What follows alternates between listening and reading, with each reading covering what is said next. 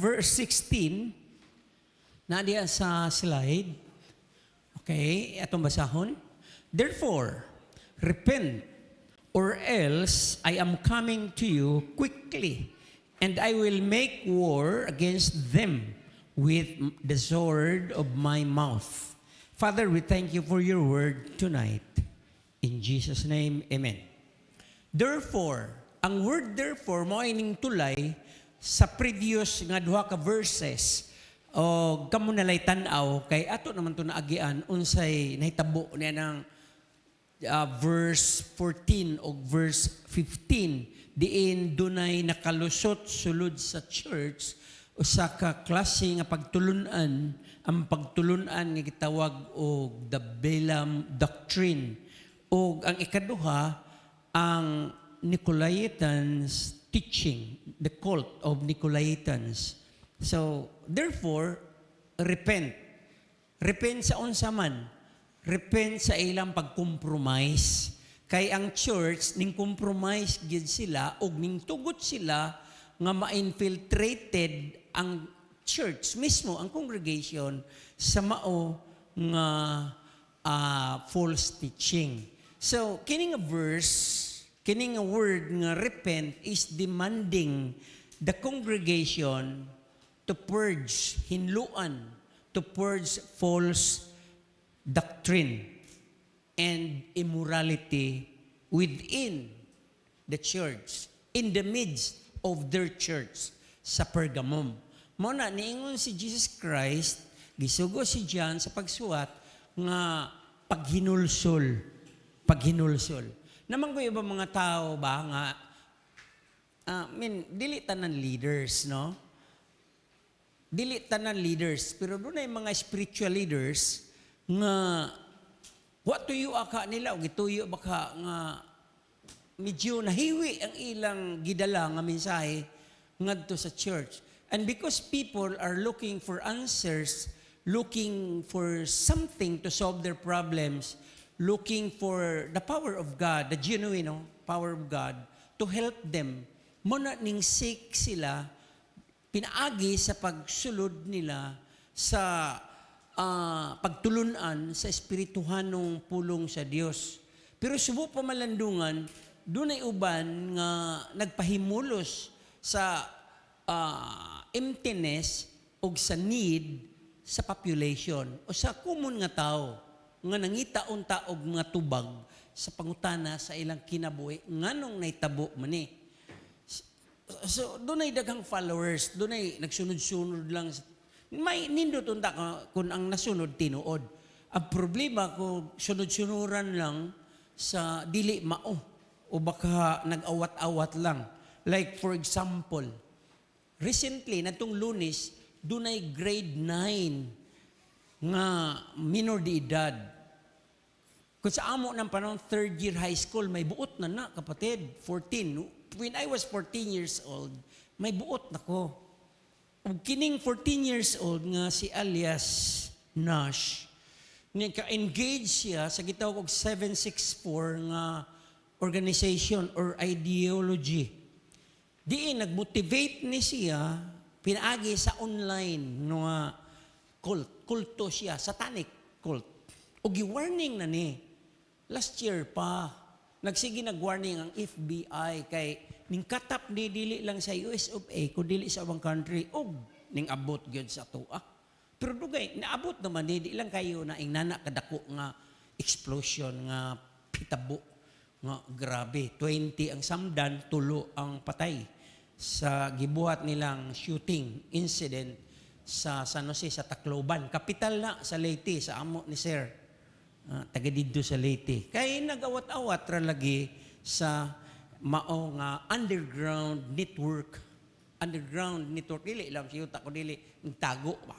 Gitago. Pinaagi sa atong technology. So sa iyon ra kayo, no? Pag-awat-awat. Ang mao nga ideology, gitawag din nila nihilistic violent extremism. Kamu na lay research, ana, NVE. Nihilistic violent extremism. Katong yung t-shirt nga KMFDM, Actually, German music band na siya. Maayo na banda pero dili maayog lyrics. Wa ko kadungog, wa ko moder pagpaminaw. Kay matud pa sa feedback, mga di maayo og lyrics, mga kanang brutal, kanang buot pasakit, pasakitan ka, pain. Kay ang ilang ideology actually is no lives matter. Gusto lang sila mo pasakit. John chapter 10, verse 10. Satani kayo, he came to kill. So, mo ito initabo mga igsuon. Ang meaning ni ay ana sa English, kanang gitawag nila katong sulod nga KM, FDM is no pity for the majority. So, way bili sa kinabuhi mo nang nayawaan yun. No? Imagine 34 ka rounds sa Glock 9. Glock 9 ang napabuto sa 14 years old. Planado. Nya ang usa katunda ko, ingon bully tungod siyang tupid. Uy, storya na. Usa ra kapabuto sa iyang 38 nga revolver. Pero mga, kuan sila, mga minor de edad. 15 years old, 4th year, no? Grade 10 ang isa. Mo lagi na. Resulta, sa pag-follow, pagsunod-sunod sa dili, na-indoctrinated gid sila. Pinagi sa online game nga gitawagan ang Gorbox. Kauban sa Roblox. Kanang Roblox. Gi-warning na sa US nga ang FBI mismo na ay daghang real nga atong makita sa YouTube. Nag-warn sa dili mayong sangputanan sa kabata nga may mong violente tungod sa kanang i-insinuate kini nga cult, kini nga satanic community organization, way leader. Puro sila aktibo niya, doon na sila yung mission. Ang ilang mission is to kill, to steal, at to destroy. Mo nilang mission niya, unsa may ilang award, unsa may ilang kuha ani magpil-pil. Doon na sila ranking nga ma-promote po sila sa gitawag og NARP, Night Agent, something like that. So, di man naman akong topic, atong balik nga rin sa Revelation, nganong nag-auhag o nag-aghat gyud ang Word of God, ang pulong sa Dios sa paghinulsol, repent. Or else, matud pa ni Jesus Christ, I am coming to you quickly. Ang word repent is metanoio, naman siguro diya, which means, metanoio, walay definition, na a direct one-time command. So, one-time, big-time command ni, kausara ni siya. No? Nga gihatag ni Jesus Christ sa maong church. Kahuman ultimatum diretso. Kaybaw tag-unsa ng meta. Meta means change. No? Kaybaw ta nas Facebook, meta. Metaphor means meta, change form. Kini metanoneo means, or metanoio means to change one's mindset. Sa ato pa, nag-awag ang Bible nga ipausab ang mindset sa church people, sa believers. Ngayon din gikan sa unsaman, sa ilang pagkakalibutanhon, no? Worldliness. Kay di man kalikayan naman kita sa world, ma-influence mo, labi pa karon kay dahang kay mga influencers, no? Di lang kay worldliness, kundi kinig yung immorality. Mao gid ni issue din kay Balaam doctrine og Nicolaitans teaching. Mga cult ni siya, mga igsuon. So, auhag ni siya, kailangan immediate. Grabe na sigurong nahitabuan ni. Immediate and decisive. Kaya kailangan mag-repent yun ang tao. Kaya nga, tungod kay ang grace is, yes, grace does not give a Christian or a believer freedom to, waldas or to be lawless, because Christianity is not, or the church is not a lawless entity or institution. The church is not a lawless body of Christ. So, abi kay grasya man, dili but pasabot, libre na, gawas no na siya sa balaod or law. We are not under the law, we are under grace, but we are not, the church is not to abuse sa grasya nga gihatag sa Ginoo. nato. Amen? Kay doon na may guidance, kining tibuok panid sa Bible, mao man ni mo guide sa usa ka Kristohanon, sa church mismo. So grace is not a free ticket for a Christian to commit just sin because he's already saved or he is already free. It does not give us the freedom to commit immorality or to be worldly again, kaya nadawat na si Jesus Christ, so safe naman, or to be lawless for that matter. So sa next slide, kung dili patuo, matud pa, or else, I am coming to you quickly. So, hybrid ultimatum ni Jesus Christ ngadto sa mga unrepentant. In other words, Jesus will suddenly deal with those church members nga ning sagop sa pagtulunan ni Balaam kining compromise o sa Nicolaitans cult kining kulto, false religious teaching ni Nicholas. Kung inyo na basahon sa Acts chapter 6 verse 5, naay usa diha proselyte gikan sa Antioch. Ang 7 na sila ka deacon nga gipili para mag-lead sa church. No, kaya ang mga apostol mo-focus sila sa prayer o word. So, ang ikapito is Nicholas. Siya may gituuhan nga deacon nga ning desert, dili lang kay desert, ning turn away from the truth, ning liko siya gyud, ning fall away siya from the truth of the word of God. So, nagtudlo na siya doctrine of licentiousness or kahilayan, okay ra ang worldliness, okay ra, no? Ang buhat og immoralidad or adultery or mabitaw na sa, di ba sa 10 Commandments, klaro man kayo, wali man to sa atong pastor, concern kayo si God, number 1, not to make, dili good maghimo, nga naman, tungod kay ang may tabuan na, number 2, manggod, ikaw maghimo, di kalikayan, worship po na ang gihimo. So, thou shall not make, number 1. Number 2, thou shall not worship. Number 3, short ko number 3, thou shall not use the name of God in vain. Kaysa diyang inig-worship niya, unya, muragwa siya tagda kunuhay, kay wa ma-answer ang iyang prayer, wala na, di na siya ganahan. Yan ang masama na, taga-agway bili ang ngalan sa Ginoo, iya lang sa sayo nun og ngalan sa Ginoo, iya murarag equal niya, murarag tao ang Ginoo nga iyang basul-basulon og iyang may mahayan. Dayon nga to sa number 4, di na siya musimba. During the time, ang Sabbath, importante kay nila. Actually, sa aton time is, lahi ang Sabbath, lahi ang Lord's Day. Sabbath is rest day. Lord's Day is worship day. Pero sa ilang panahon, kaya wala pa may New Testament, wala pa man ang Book of Acts.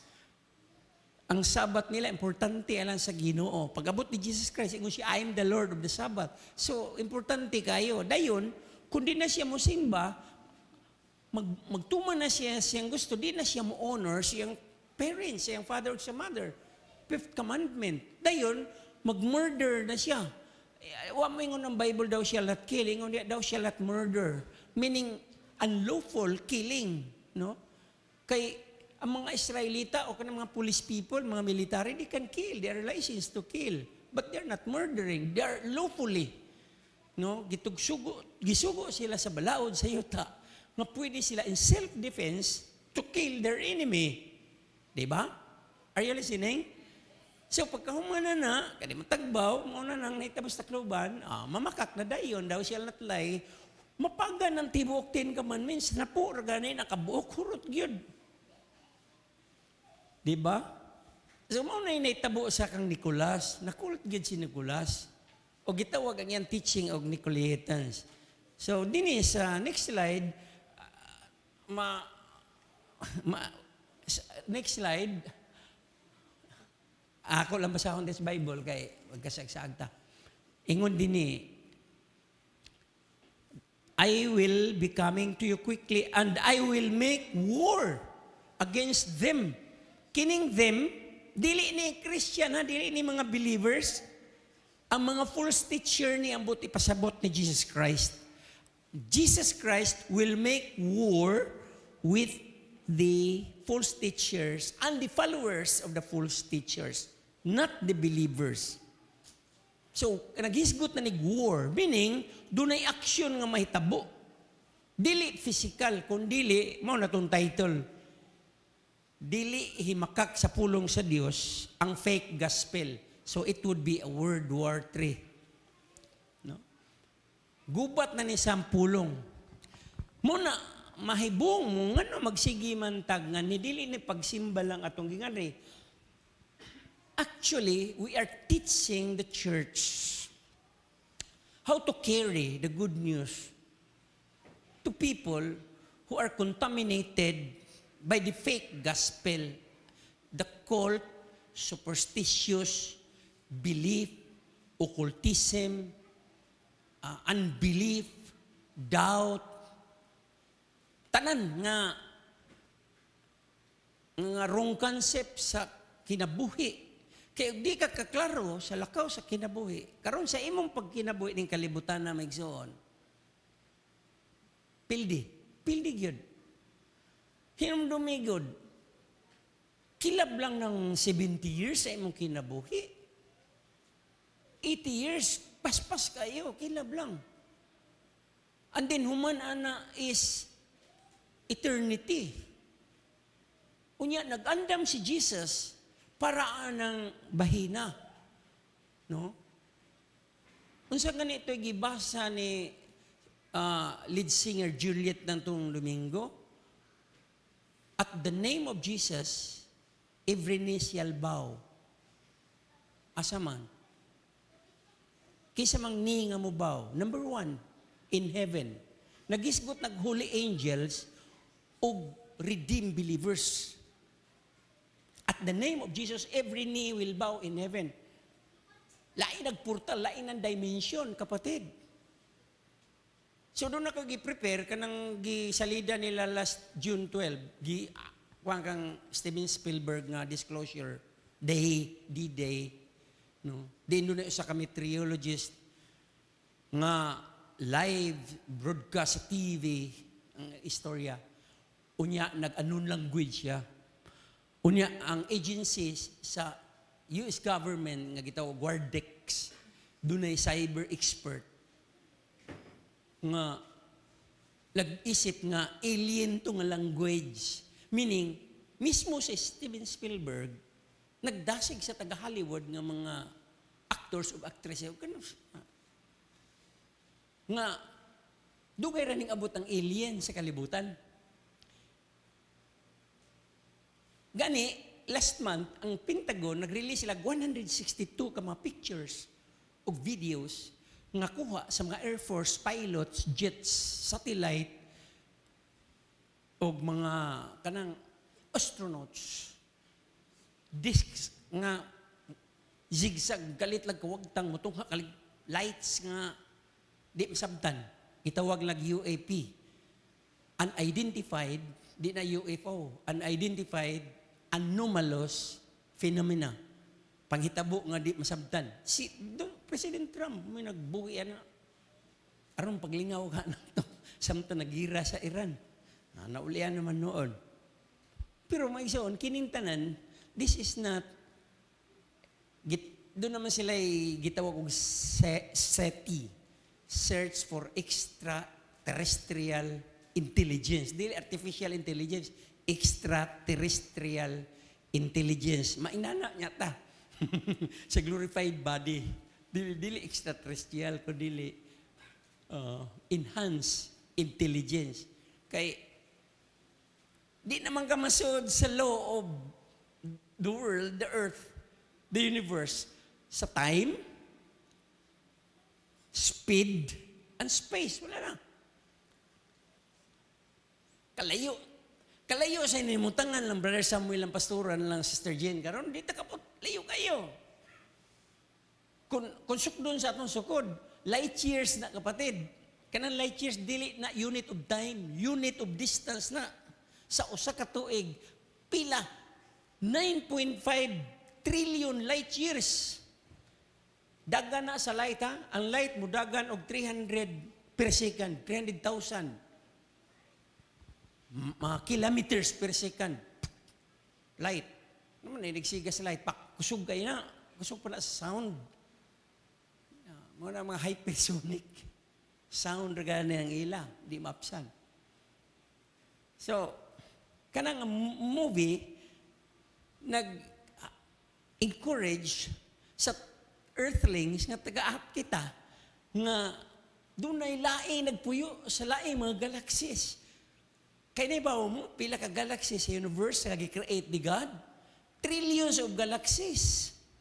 Kaya ba mo, pila ka stars ang naa sa usa ka galaxy? Sa ato lang, gitawag tag Milky Way galaxy. 100 to 400 billion kabituon. Moingon tag stars, nanay ka yung hayag, dili na planet, dili na bato. Ang ato, anong gingan lang tag solar system, tungod kay ang Latin word sa sun is sol. Munang solar, natay system. Actually, nga na planetary system. Usa ka star, at least doon ay usa ka planet. Doon sa system. No? Milky Way, tako kayo. Billions of stars and planetary systems. Nya kung doon ay trillions of galaxies, asa man sila si Pastora ron? Eternity. Kung mo travel kung tagikan din ang pinakakusog nga spaceship, mula malimuta sa atong kagikan, sa atong origin.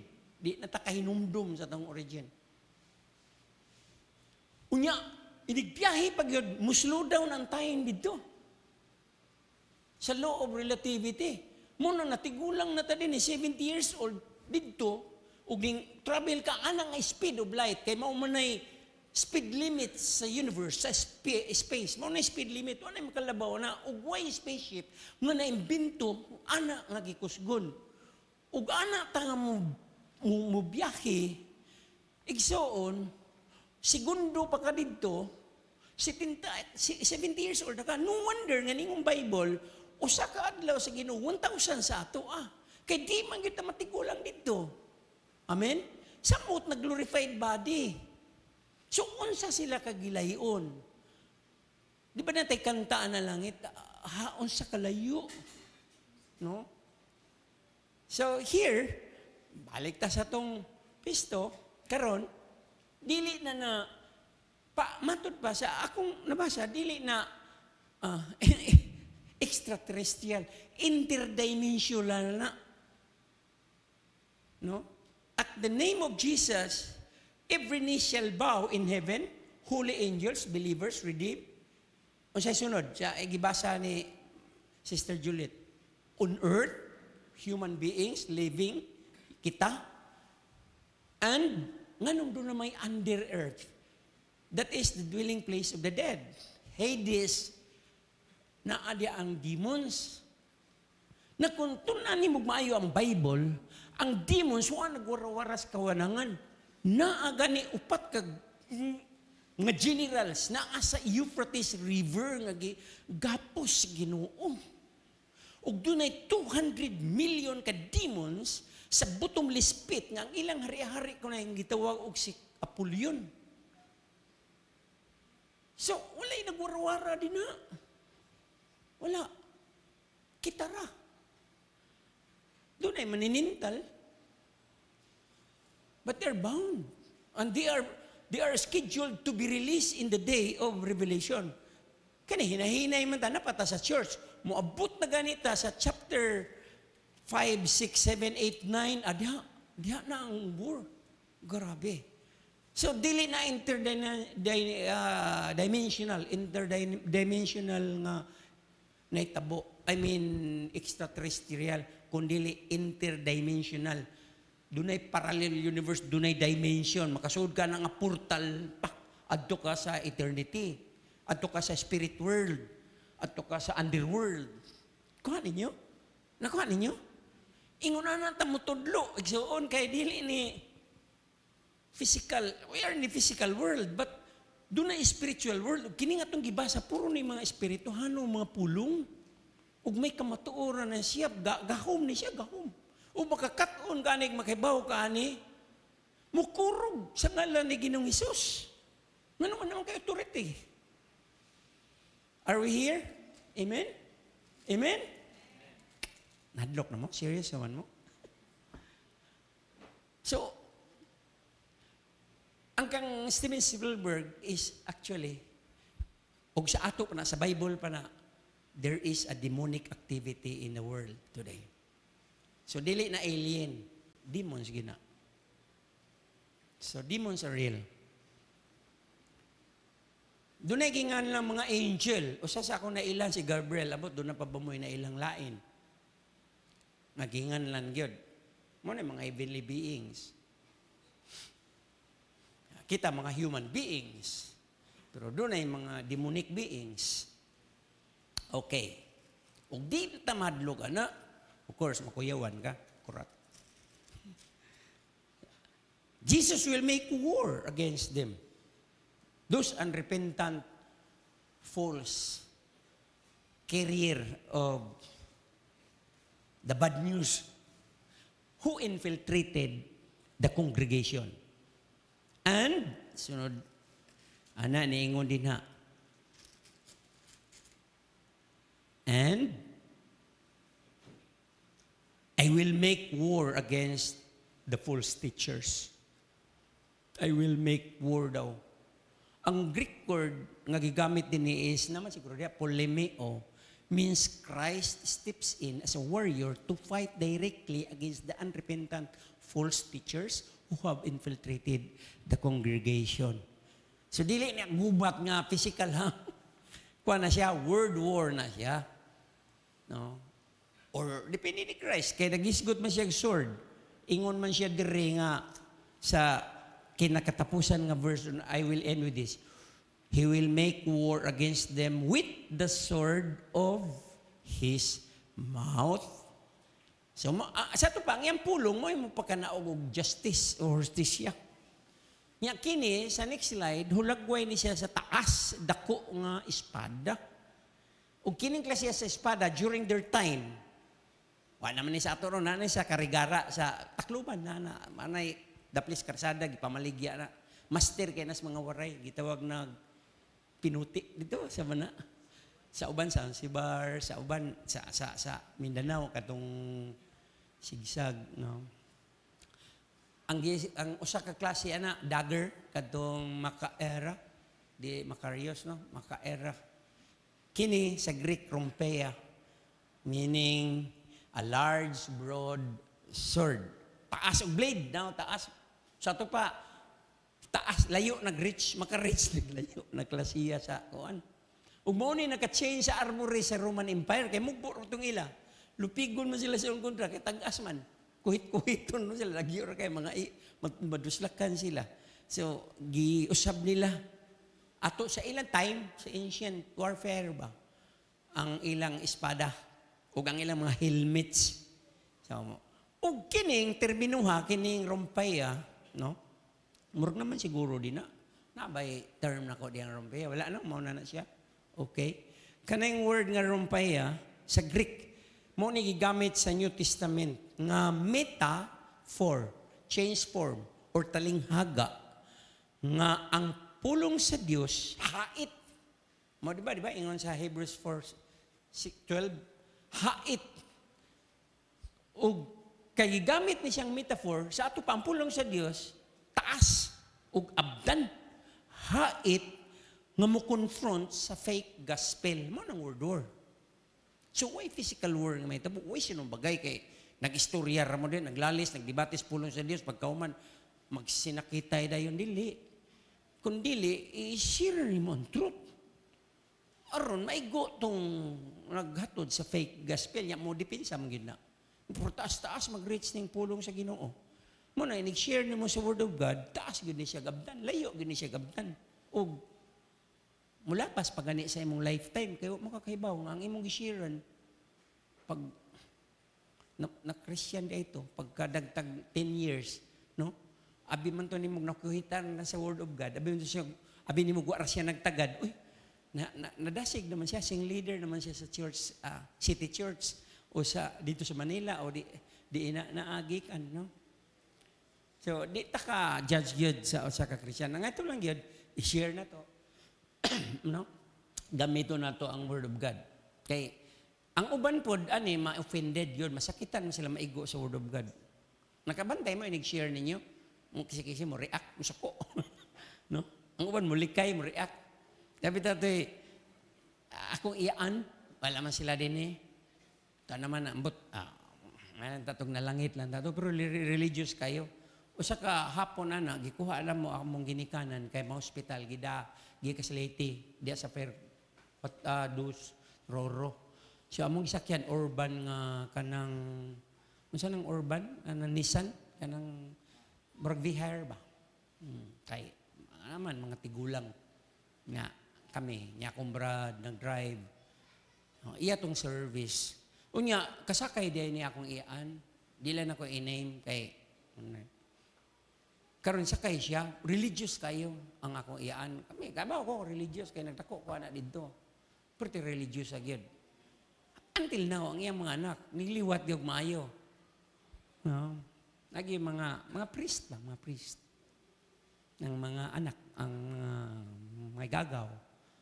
Ang mga parenti dito ulitin, naglabi mga priest. Karon, sakay siya. Pag abot sa may Ramos, Corbada, pagdagan pala spear, sige nag-share. Sige na mag-share. Sige siya. Kaya mga espada with the Word of God. Suko siya, suko agad. Nganong gisiran siya, nganong gisgutan siya. Abisag ako po sa una. Gisiran ko, suko ko, mainsulto ko. Kaya, bilang mo takaybaw. Tambong bitag misa niya, kada Domingo niya. Pakalawat niya.